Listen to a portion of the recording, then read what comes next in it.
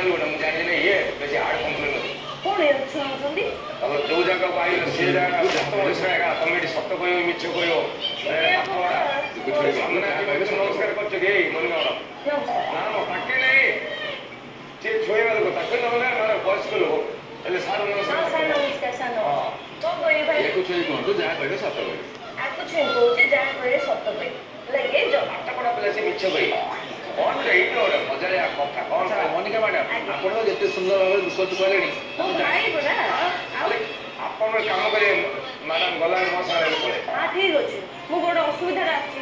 ପୁତୁରାଟି ଆଇଛି ପୁତୁରାଟି ତାକୁ ଆଗକୁ ବସେଇଲା ତମ ଆମର ପଚାଶ ଠିକ ଅଛି ବସିଆଇଛି ସାର ପାଇଁ ଏଠି ବର୍ତ୍ତମାନ ଆପଣ ଯେତିକି ଦୁଃଖ ସୁଖ ହେଲେଣି ଭାଇ ଭଉଣୀ ହେଇକି ଆଚ୍ଛା ମୁଁ ପଚାରିବି ଭାଇ ମୁଁ କହୁଛୁ ଭାଇ ଭଉଣୀ ସାଙ୍ଗେ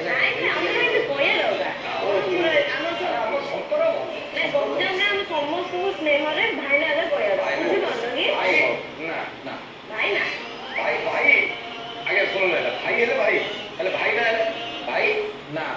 ଓ ଆରେ ବାଃ ଈଶ୍ୱର ଭାଇନା ଆପଣଙ୍କୁ ତ ଅନେକ ଈଶ୍ୱର ଭାଇ ଓକିଲାତି କରିବି ଆପଣଙ୍କ ଈଶ୍ୱର ଭାଇ ନା ହେଲେ ସେ ନିଜେ କହିଲେ ଈଶ୍ୱର ଭାଇ ନା ପଚାର ଶୁଣନ୍ତୁ ଫାଷ୍ଟ କଥା ହେଲା ମୋର ଭାଇଙ୍କ ନାଁରେ କିଛି କମ୍ପ୍ଲେନ୍ ନାହିଁ ଖାଲି ଦିଟା ଅସୁବିଧା ବହୁତ ବଡ ଅସୁବିଧା ହଉଛି ଫାଷ୍ଟ କଥା ହେଲା ମୁଁ ଭାଇନା ଖରାପ ଭାବିବି ମୋର ମାନେ ଆମର ଭଞ୍ଜନଗର ଏରିଆରେ ସବୁଠୁ ବେଷ୍ଟ ଲସି ହେଲେ ଭାଇନାଙ୍କର ଦିଟା ଦୁଃଖ ଅଛି ଭାଇନା ଶୁଣ ତ ଫାଷ୍ଟ କଥା ହେଲା ଯେତେବେଳେ ଆମେ 50-100 ପୁରା ଏମିତି ମୁଁ ସବୁ କଲେଜର ପିଲାମାନଙ୍କୁ ମୁଁ ନେଇକି ଯାଉଛି ଭାଇନାଙ୍କର ଲସି ଲସି ଫେମସ୍ ଲସି ଯେ ଯେମିତି କହିଲେ ପୁରା ପାଟି ପୁରା ମାନେ ଅଠା ହେଇଯାଉଛି ସେମିତି ଲସି ଆପଣଙ୍କର ଡାଇବେଟିସ୍ ଯଦି ଅଛି ହେଲେ ସାର୍ ମୋର 4 ଦିନ ଗୋଟେ ବି ମରିଯିବେ 50 ଟଙ୍କା ଦେଲା ଭଳିଆ ଲାଗୁନି ପିଇବେ ଯେ ପୁରା ମନ ଶାନ୍ତି ପେଟ ଶାନ୍ତି ସବୁ ଶାନ୍ତି କହୁଛି ମୁଁ ଆମେ ଯିବୁ ପିଇବୁ ପିଇ ସାରିଲା ପରେ ଆମେ ଝିଅ ପିଲା ଯେହେତୁ ଆମେ ଗୁପଚୁପ ଖାଇଲା ଟାଇମରେ 2-3ଟା ସୁଖା ଏକ୍ସଟ୍ରା ମାଗୁଛୁ ନା ଭାଇନା ତମେ କୁହ 50 ଟଙ୍କାରେ ଆମେ ଲସିଟା ପିଉଛୁ ଯଦି ଆମେ ମାଗୁଛୁ ଭାଇନା ଟିକେ କାଜୁ ଦେବା କହିକି 5 ଟଙ୍କା ଏକ୍ସଟ୍ରା ଦେଲେ ଆମେ ଦଉ ଏମିତି କଥା କହିବାରେ କି ଭାଇନା ତମେ କୁହ କଣ ଗୋଟେ କଥା ଆପଣ ଗୋଟେ 50 ଟଙ୍କା ନେଉଛନ୍ତି ଗୋଟେ ଲସିଟେ ଗୋଟେ କାଜୁ 2-4 ଏକ୍ସଟ୍ରା ଦେବେ 5 ଟଙ୍କା ମାଗୁଛନ୍ତି 5 ଟଙ୍କା ମାଗିଆରି ହେଲେ 2 ଟଙ୍କା ଲସ୍ କାଇଁ ଶୁଣନ୍ତୁ ମୁଁ କହୁଛି ଶୁଣ ତାର କାଜୁ କିଲୋଟି ହେଉଛି 700 ଟଙ୍କା କେତେ 700 ଟଙ୍କା ଆଚ୍ଛା ମୋତେ କହିଲେ ଆଜ୍ଞା 100 କେତେ ପଡ଼ିଲା 100 ଗ୍ରାମଟା ପଡ଼ିଲା 70 ଟଙ୍କା 100 କାଜୁ ମୁଠେ ହବ କାଜୁରେ 10 କିଲୋ ହେଲେ 100 ଗ୍ରାମ ମୁଁ ଦିଏ 10 ଗ୍ରାମ ଖାଇଲେ ବି 7 ଟଙ୍କା ପଡ଼ିଲା ଆଜ୍ଞା ସମସ୍ତେ ଆଜ୍ଞା ଏଇ ଗୁପଚୁପ ଆପଣ କହିଲେ ଆଜ୍ଞା ଯେତେ ଥର ଆପଣ ଯଦି ଗୁପଚୁପ କୋଉଠି ଖାଇବେ ଦୁଃଖାଟେ ମାଗିବେ ଆଜ୍ଞା ନଦେଲେ ଆପଣ କହିଲେ ଗୁପଚୁପ ବାଲା ହେଲେ ସତରେ ଏମାନଙ୍କର ଗୁଣ କାଜୁ ଟିକେ ଦିଅ ହେଲେ ଏକ୍ସଟ୍ରା କାଜୁ 4 ପିସ୍ ହେଲା ବେଳକୁ ଆଜ୍ଞା 5 ଟଙ୍କା ହେଇଗଲେ ତେଣୁ ହେଲେ ଆମେ କହୁଛୁ 5 ଟଙ୍କା ଏକ୍ସଟ୍ରାଟେ ଦିଅ ଖୁସି ହେଇକି ଖାଇକି ଯାଅ ଆପଣଙ୍କର ସେ 50 ଟଙ୍କା ଯାକ ପୁରା ଦିଅ ତାହେଲେ କିଛି ଲାଭ ରହୁନି ଆଜ୍ଞା ମୁଁ କହିଲି ପରା ହେଲେ ମୋର ପାଖାପାଖି ଆଜ୍ଞା 45 ଟଙ୍କା 42 ଟଙ୍କା ହେଲେ ଖର୍ଚ୍ଚ ପଡ଼ୁ ତା ଭିତରେ ତା ଆଗରେ ମୋର ପିଲାରେ କାମ କରୁଥିଲି ନା 120 ଲୋକକୁ 5 ଟଙ୍କା ନେଇ ବଡ଼ ଲୋକ ହେଇଯିବ କି ତମେ 5 ଟଙ୍କା ନେଇ ଛୋଟ ଲୋକ ହେଇଯିବ କି ହେଲେ ତମେ ଯଦି ଏଇଟା ଯଦି ଅନଲାଇନରେ ମଗେଇବ କମ୍ପାନୀ କରି ତାକୁ ବିକିବ 150 ଟଙ୍କା ଦେଲେ ହିଁ ତମେ ଖାଇବ ଘର ପାଖରେ ରାତିରେ ବନେଇ ସକାଳୁ ଦଉଛି ରାବିଡ୍ କମ୍ପାନୀ ଆଉ ଗୋଟେ ଆଗରେ ପ୍ରଫିଟ୍ ଅଛି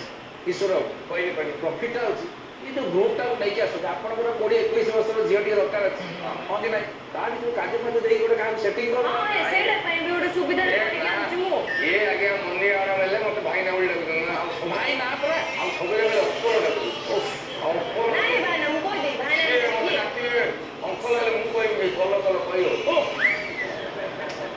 ଅଙ୍କଲ ଡାକୁଥିଲେ ମୋ ସହିତ ଗେଲ ଆପଣଙ୍କର ଚୁଟି କଳା ଅଛି ଏତେ ମାନେ ହ୍ୟାଣ୍ଡସମ୍ ଚେହେରା କ'ଣ ପାଇଁ ଆପଣମାନେ ନାଇଁ ଭାଇନା ମୁଁ ଜାଣିନଥିଲି ଏ କଥାଟା ମୁଁ କହିଦେଇ ଭାଇନା ମୁଁ ଆଗେ ମୁଁ କହିବି ମୁଁ କହିବା କଥା ନାହିଁ କେତେ ମାନେ ମତେ କେତେ ଏଇ ତ ମାତ୍ର ମୋର ହରଣ ହୁଏ ମାନେ ଇଏ ଆସିକି ହେଲେ 45 କହିଲା ବେଳକୁ ମୁଁ ପଳେଇବି ଆମ ଲଙ୍କା ଶୁଖିଗଲେ କ'ଣ ରାଗ କମିଯାଉଛି ହେଲେ ଏଇଟା ଖାଇଲେ ତ କିଏ ଆଜ୍ଞା 45 ଖାଇବେ ନା ମ୍ୟାଡ଼ାମ ପାଇଁ ରାଜି ଅଛନ୍ତି କହିବେ ଆଉ ମୋର ଦ୍ୱିତୀୟ କଥା ହେଲା ଆମେ ଯୋଉ ଲସି ପିଉଛୁ ନାଇଁ ଫାଇନାଲ ମତେ କୁହନ୍ତୁ ହେଲେ 5 ଟଙ୍କା ଦବା ଉଚିତ ନା ନାଇଁ କଣ ସାର୍ କୁହନ୍ତୁ ନାଇଁ ମନା କରୁଛି 7 ଟଙ୍କାରେ ଲୋକମାନେ ଝିଅମାନଙ୍କ ପଛରେ ବର୍ବାଦ ହେଇଯାଉଛନ୍ତି ଆପଣ ଗୋଟେ 5 ଟଙ୍କା ସେଇପଟେ ଆଜ୍ଞା ମୁଁ କହିଲି କୁମୁଟିରୁ କଣ ଖବର ବିଜନେସଟା ଶିଖିଲି ଏଇଆ ଆହୁରି ଝିଅ ବେଶୀ ହେଲା ସାଥୀ ଆପଣ ଯୋଉ ବ୍ୟବସ୍ଥାରେ ରହିଲେଣି ଝିଅ ଅରଳି ବର୍ଷେ ଦେଲେ ମୁଁ ଦେଇଦେଇ ମୋର ବେପାର ବଢିଯିବ ଆଜ୍ଞା ନାଇଁ ନାଇଁ ନା, ଆମେ ବେଶୀ ମାଗିବାରୁ ଆମ ଅମୃତଭଣ୍ଡାକୁ ଶୁଖେଇକି ସେଟାକୁ ଚେରିଟା ମୁଁ ବାହାରୁ ଆଣୁଛି ସିଏ ତାଙ୍କର ଅମୃତଭଣ୍ଡା କାଟି ଦଉଛନ୍ତି କଖାରୁ କାଟି ଦଉଛନ୍ତି ଚେରି ମୁଁ ଜାଣିନାହିଁ ହେଲେ ଆମର କେତେ ଏତେ ପଡିଯାଏ ନା 3 ନମ୍ବର ଅସୁବିଧା ହେଲା ମୋର ଦେଖ ଆମେ ଝିଅ ପିଲା ଯାଉଛୁ ଲସି ପିଇବା ପାଇଁ ତମେ ଟେବୁଲରେ ଗୋଟେ ଟିସୁ ପେପରଟେ ରଖିବ ନା ନାହିଁ ତମେ ନିଜେ କୁହ ଟିସୁ ପେପରଟା ଆପଣଙ୍କର କଣ ଦରକାର ଟିସୁ ପେପରଟା ଦରକାର ନାହିଁ କି ସେ ଲସିଟା ଭିତରେ କେତେ କଣ ଜିନିଷ ପଠାଉଛି ନଡ଼ିଆ କାଜୁ କେତେ ଚେରି ଫେରି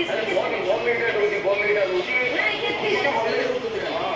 କେମିତି ଆମେ ସବୁ ଜିନିଷ ଖାଇଲା ବେଳେ ସେଇ ଯୋଉ ଚାମଚରେ ହଉ କି ଯେମିତି ଡାଇରେକ୍ଟ ପିଇଲେ ହଉ ଆମେ ସବୁବେଳେ ଲାଗି ଯାଉଛି ଟିସୁ ପେପରଟେ ମାଗିଲେ ଆମକୁ କହିକି ତମେ ଯାଅ ବୁଲି ବୁଲି ସିଆଡ଼େ ଯାଇକି ସେ ରିସେପସନ୍ରୁ ଧରିକି ଆସ ହେଲେ ଆମେ ଝିଅ ପିଲା ଯାକ ଏମିତି ବାର କପାଳ ଭଳିଆ ଲଗେଇଛୁ କିଏ ତମେ କୁହ